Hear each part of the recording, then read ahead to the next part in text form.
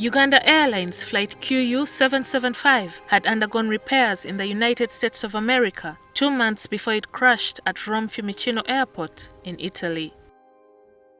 The 20-year-old second-generation Boeing 707 was having noise regulation troubles, and the repairs cost $3 million.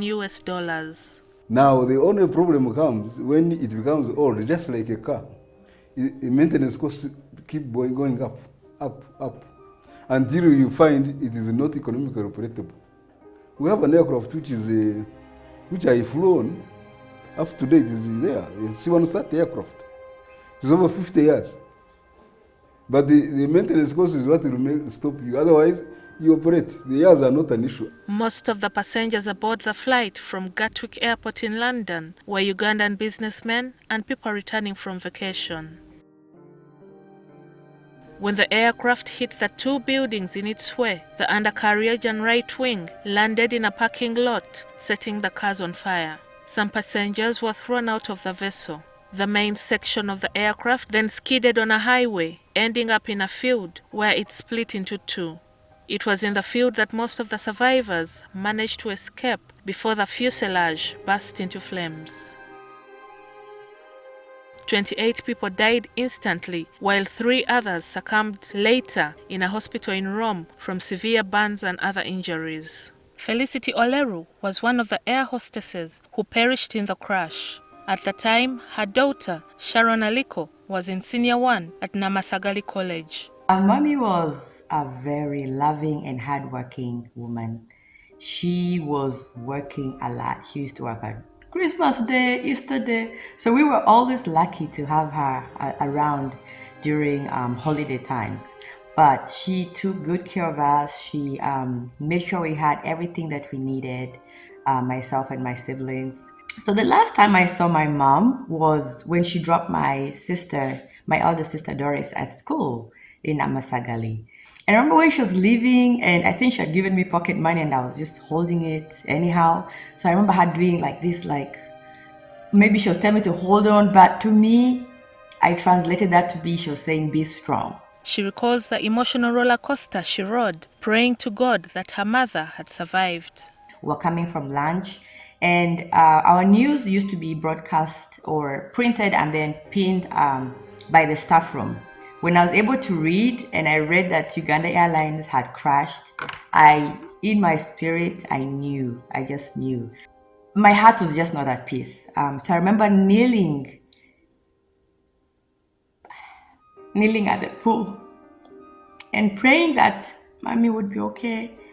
Aliko says the days between the crash and the return of the body tortured the family. I remember when the pickup came, they brought her, and I just broke down. We're waiting, we're peeping through the window, just waiting. It was a long wait. I remember it took forever to open the coffin because I think they had sealed it, and they were looking for knives, and it was a number of days. And once they finally opened it, we couldn't even see much of her. I think the airline gave us a plane and they flew us to Arua for the burial.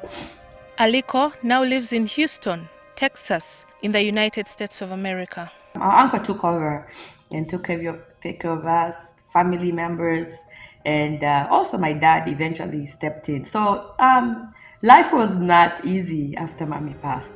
Frank Walusimbi, a real estate businessman in Nkumba, Entebbe, was 17 when he lost his father, Captain Stephen Walusimbi, in the crash. Captain Walusimbi was 43 when he died.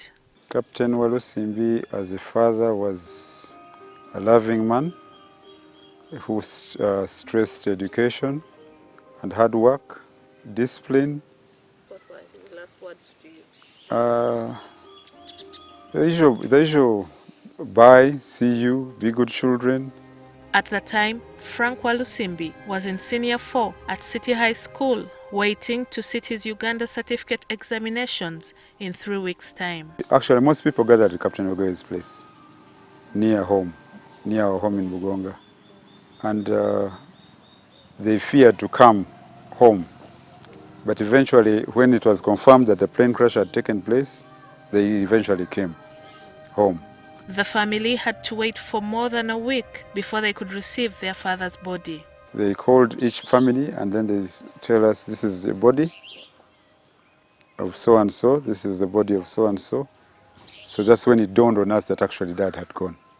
When they handed over the box, they told you either to open or not to open. And those who were told not to open, then you knew there was nothing or more or less nobody. But for us, we were told to open, and indeed, he was whole.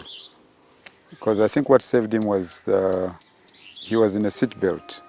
With the breadwinner gone, life for the family changed drastically. In a way, it impacted a lot on us because we used to travel a lot out to Europe, and he used to fly. We were more comfortable flying with him. And even within here, when we were going to Sembarara, we knew we were safe with him flying. So it had an impact on us psychologically about us feeling safe flying again. So you've never flown again? No, we have. We have flown again. Yes, we have.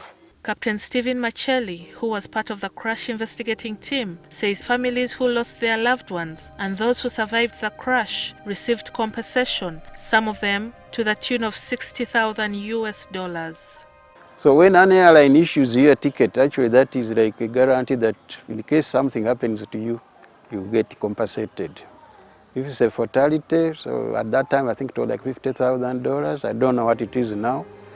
And if there is injury, it depends. There is medical treatment as well as whether you get any disability or not. So it's a kind of like a scale. The crew also are insured separately.